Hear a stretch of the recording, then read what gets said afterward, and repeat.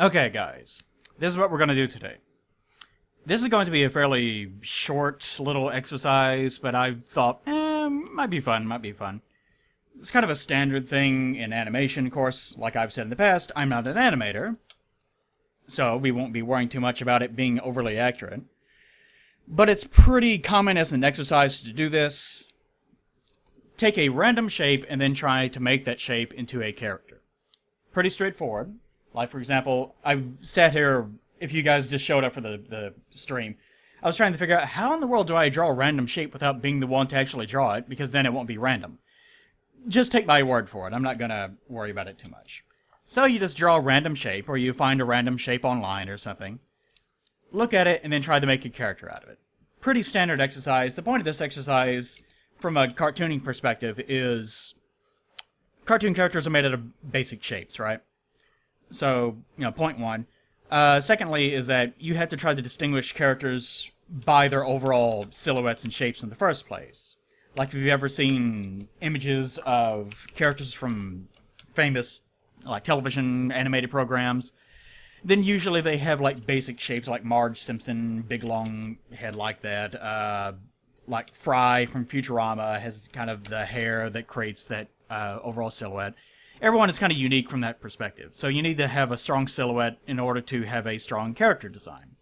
So what we do is we take our basic shape and we just look at it and try to figure out what exactly we can do to it to turn it into kind of just general facial features. Like, say, this could be anything if you get my meaning. But let's say that it's a nose. Right here, which means that the eyes would be somewhere around here. We also have to give it character in the meantime. I think this guy kind of looks kind of pompous, so let's do that. You kind of have to look where the kind of seams meet. And with this guy, since the seam's kind of meeting right there, I think I'll keep the mouth down to that point, and we'll just give him a big-ass chin. Do that.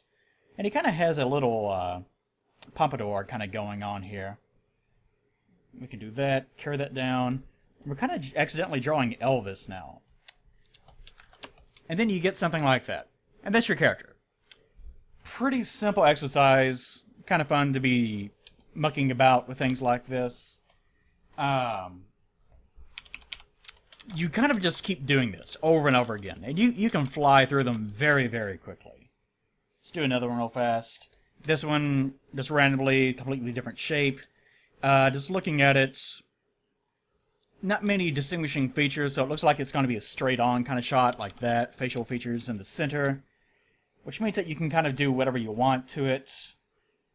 It's kind of better to do it from a profile, because then if you can cheat by just creating symbols in the middle of the drawing, which kind of cheapens the overall product. So usually I do try to focus on it being a side profile, although you don't necessarily have to. In this case, let's try to give it a little bit of character. Little tiny ears, but that's also cheating because there's no shape on that side to distinguish that, so I consider that to be a little minor failure. How do I go about doing this? This is the challenging component of it. Let's actually try to reduce the amount of... Let's do this. Let's try to contain all the basic shapes of their overall design into this tiny little bitty area. Like this. And like this. It's kind of cheating in some ways. But it doesn't really matter. You're going to be going through a lot of these anyways. And the point of these is not to make a good... it's not to make a really excellent character design, so much as it is to just be inventive. Like, this is for the sake of being creative. You're not trying to come up with the greatest character design ever. It's just more for the sake of generating thumbnails. And the more of these that you can generate, the more... The wider of a base of ideas that you can draw from whenever you end up having a whole bunch of them. So you end up, like, just looking at this for a second, you kind of get the general idea of, well, it could be a guy that has this kind of general hairstyle, maybe not even retaining anything in the center. So, even if you don't use like that, then you can you can look back at it later and generate other ideas from it later on. And you just keep going, make another one real fast. Try to get through these as quickly as possible, because that's the whole point of doing these thumbnails. This one doesn't really have an out for a nose, so let's try to do kind of a flatter nose. Actually, I don't want to do that. Let's round this one off, if we're going to do that. And you can draw these any way you want. It doesn't matter. Just muck about with them, have fun if you want to. Kind of a problem, though, is that if you keep drawing these random shapes the same way over and over again, you're going to get very similar ideas. So that's one of the reasons why usually you kind of pluck shapes from something else. Like you look at, I don't know, you just look at things that are nearby your desk or something. Like take the shape of like an Xbox controller, or your mouse, or this microphone that I'm almost eating. And you just kind of try to draw basic ideas from that. Like take a microphone or something, for example. Actually, this is looking kind of phallic. But you can kind of see where this will generally go. You end up with quite a few different things. And again, the point of this is not to come up with amazing character study ideas. It's just to give you ideas. It's for the sake of, if you have roadblock on designing something, then you just kind of keep working at it until you find something that you actually like. I'm thinking Arby's. Okay. And so, after you generate a fairly sizable amount of these, actually, let's do something different. Do more vertical. Like this one's pretty crazy. And the crazier they are, the more challenging, well, what's wrong with my voice today? The more challenging that they can end up being. So, ooh, goodness. This one's very, very vertical. So either this can be like the back of the head, or this could be the front of the head. This could be hair. This could be, let's do something a bit more aggressive. Let's say that this is the nose, again. And that this is the chin. Kind of has a man in the moon thing going on here. And it does something like that. Comes back down. And what's going on here, I don't know. Maybe he has, like, cancer. Maybe he's just got a big-ass goiter down here. And he actually has, like, a collar down here. This guy has it rough in life. He's been looking for true love for quite some time now, and I think he's going to be waiting quite a bit more longer to actually find it. Sorry, fella. Not today. Okay, let's draw one more. Something like that. Why not? You can also, if you really want to... Actually, hold on. Let's do a different... Actually... The very last one. I'll do this for the very last one. I'll switch over to my left hand for a second, because I feel like doing it with my left hand will give me a little bit more freedom in making it quote-unquote random. And let's close my eyes and see what we end up with. I have no idea what I drew. Oh, goodness. That is rough. Okay, let's try to make something of this if we possibly can. It's okay to erase, though. One thing inside if you want to. Again, this is just for the sake of you. Okay, oh goodness. This is going to be rough. Alright, let's try to be somewhat creative with this. This could be a huge chin divot right here. It could also be, like this could also be a testicle. No, it's not a testicle. It could be a chin. It could be an enormous ear, for that matter. It was an enormous ear. It looked like a nightmare. Oh, goodness gracious, this poor creature. I don't know what you are either. I do not know what this is. Oh. Kill me! Kill me! So you end up with a lot of abominations this way. And it doesn't matter if you're... Like, I don't draw this way at all. This is kind of a minor problem that I have, in that I don't like drawing ugly characters. I don't like drawing what they call background characters.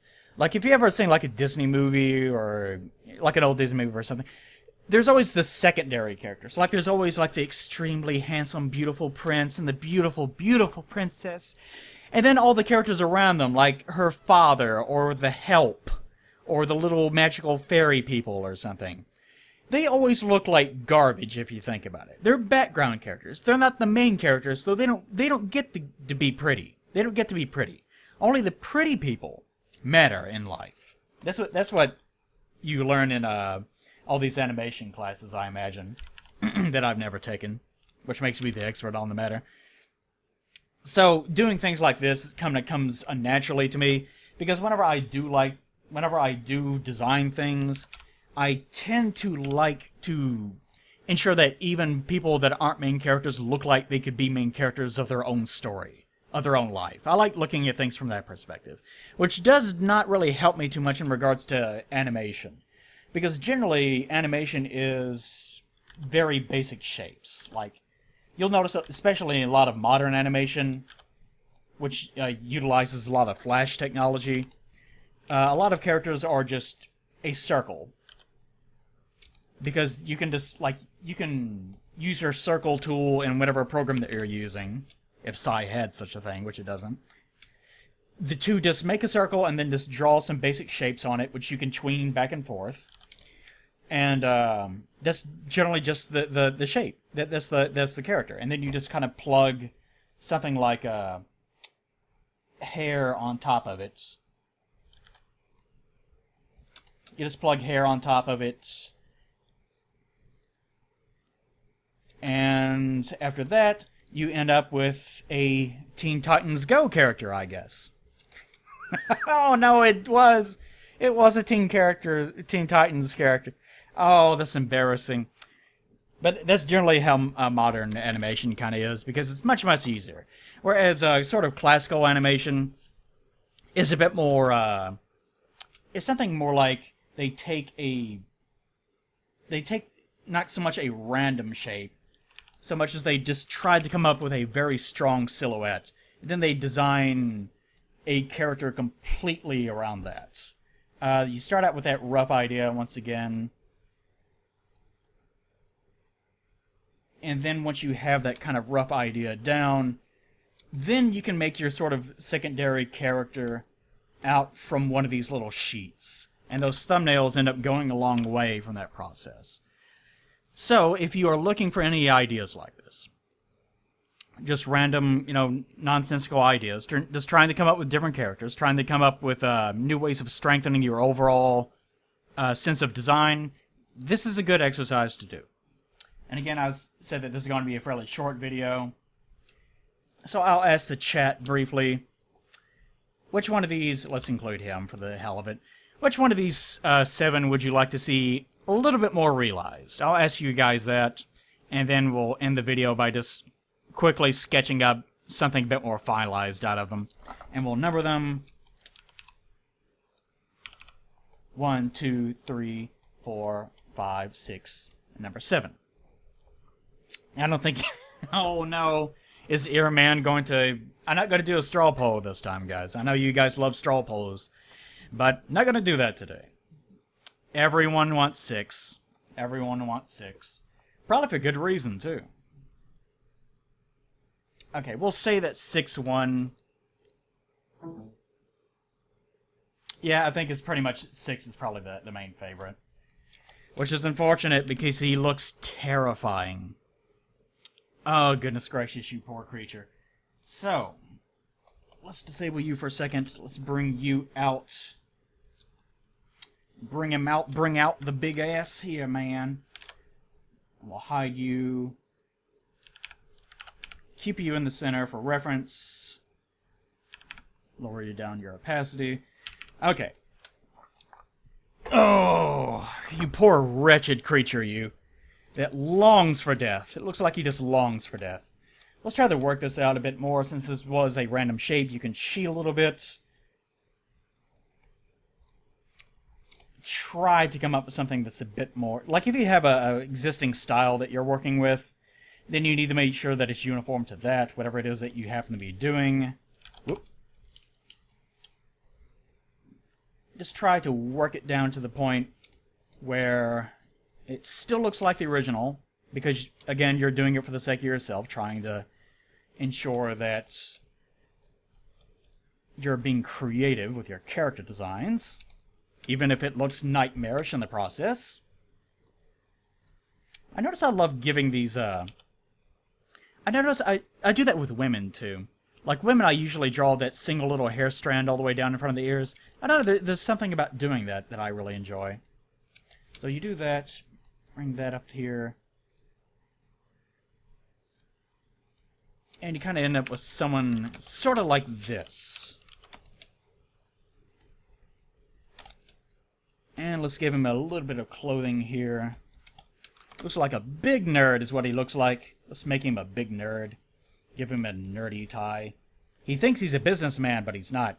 He comes from the country. That's his problem. He's a country boy now. He went to the big city because he thought he was going to make it big. He dressed up in his father's suit and tie from back whenever he used to go to church, but then he had a falling out because he resorted to alcoholism. It's a really tragic story, you know? So you end up with a character that ends up being a completely different person. And that's how you do it. It's actually pretty simple. You can, like, if I was drawing this guy on a regular basis, I most certainly would would not making this much of a nightmare. Especially with all the horrors that this poor young man... Let's call him Chuck. No, not Chuck. What's another good name for him? Chat, name this guy for us. Name the guy for us that this young gentleman has undergone throughout his life, of his dealing with his alcoholic, abusive father, the mother that never actually had the courage to stand up to him, and all the city people that put him down because he didn't actually know what he was doing whenever he moved out of his home, but he had to because of the tragedy in his life. Really, just quite a nightmarish character. Okay. No, we're not calling him Quasimodo. Chet. Well, take your pick from those names, I guess, since the chat can never, ever... Yeah, Pat's a good name. This is Pat. This is Pat now. Pat's a really good name. Really fitting for someone that looks like this. So, everyone say goodbye to Pat. Thank you for joining us. This was a very quick video, very quick exercise. I just wanted to show what exactly we do with our spare time on Picarto whenever we're not watching SWAT Cats episodes or drawing giant asses. But that's all for today. I'll be making some more episodes in the future, but for the month of December, I'm going to be focusing on Patreon reward commissions. And I don't have too many of those left, so I might actually be able to get another couple of videos out this month. I'm not sure yet. We'll get to that whenever we get to it. So say goodbye, everyone. Bye, Pat. Bye, chat. Now, back to drawing horrifying spider asses and lamia asses. Amazing. Simply amazing. So long, Pat. Goodbye. Goodbye.